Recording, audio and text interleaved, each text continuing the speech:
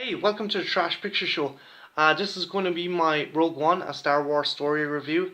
And if you're not familiar with this movie, it's essentially a prequel story telling of how the rebels got the plans for the Death Star. It is very cool, very action packed, but sadly, there's a couple of things that let it down in my book. Firstly, the positives. There is some fantastic visual effects and some fantastic action. You get to see a whole other side of the Empire and a whole other kind of militarized division of the Empire, from Imperial death troops to shore troops to different vehicles like hover tanks. You could see how the Empire has kind of slowly taken over the galaxy, and it leads right up to the original 1970s A New Hope. Um, the other things that really worked for this movie was there was a darkness and a grittiness. Now, there is a kind of negative to that, but I'll get into that later on. But this movie felt very much like a Star Wars movie. I think this is the movie that finally puts war in Star Wars. It felt to me like a Black Hawk Down in the Star Wars universe. The cast was great. You had the likes of Felicity Jones as Jyn Erso, this kind of spunky rebel outcast who reluctantly has to go and find her father, played by Mads Mikkelsen. He plays Galen Erso, the man who designed the Death Star, and he's trying to let the rebels know that there is a weak point in the machine. Alan Tudyk as the Imperial droid who's been reprogrammed by the rebels is fantastic.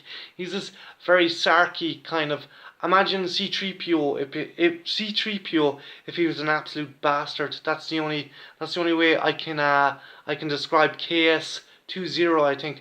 But he's fantastic. Also, Donnie Yen is another standout kind of character as this almost Jedi-esque kind of blind warrior who lends his services to uh, Jyn and the rebels kind of plight.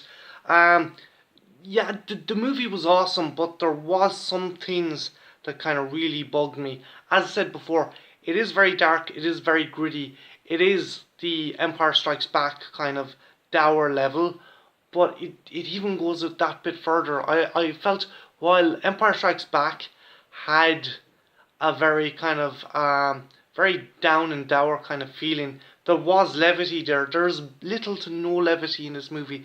I'm not saying there is none, but it's scarce. But I did think that it may be a bit hard for younger kids to watch. I certainly don't think I'll be taking my nephew to see the movie, but it it still is a really cool kind of gritty Star Wars action movie, but I think it lacks some of the fun of the original Star Wars movies.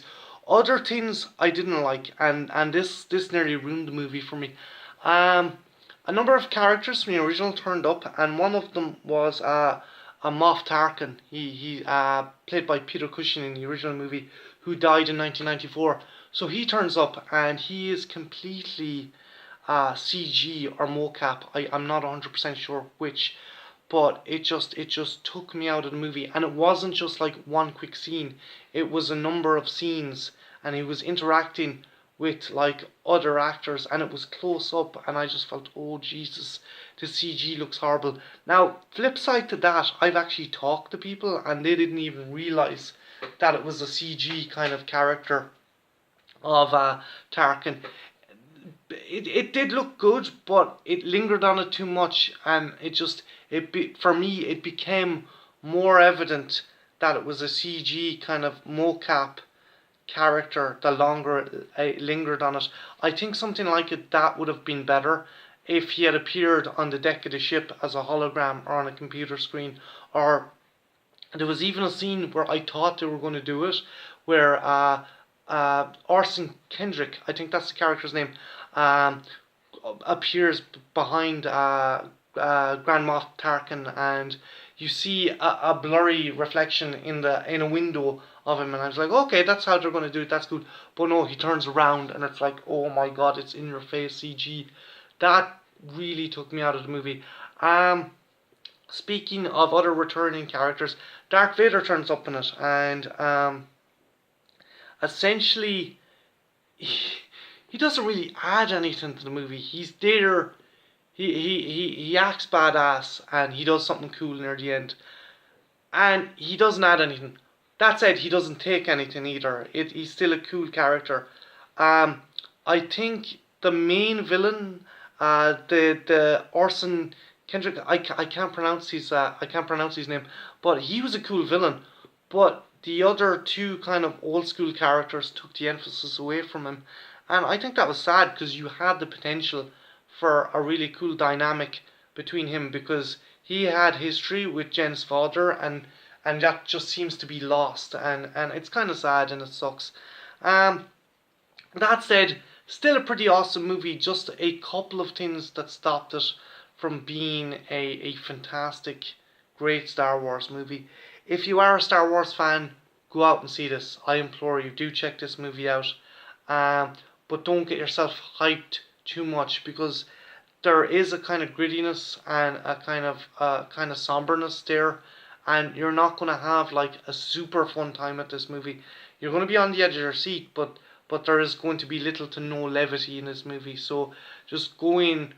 If you're a hardcore Star Wars fan, go in, watch the movie because it is badass. But if you're looking for something fun to take your kids to, maybe go see it first and decide, because I don't think this is a movie that young kids would watch, because it is very dark, it is very dour, and it gives Empire Strikes Back run for its money. So, my name's Martin Green. Like, subscribe, and if you have any favourite Star Wars characters or vehicles or creatures, leave them in the comments below. And yeah, have a good one. Take care. Bye now.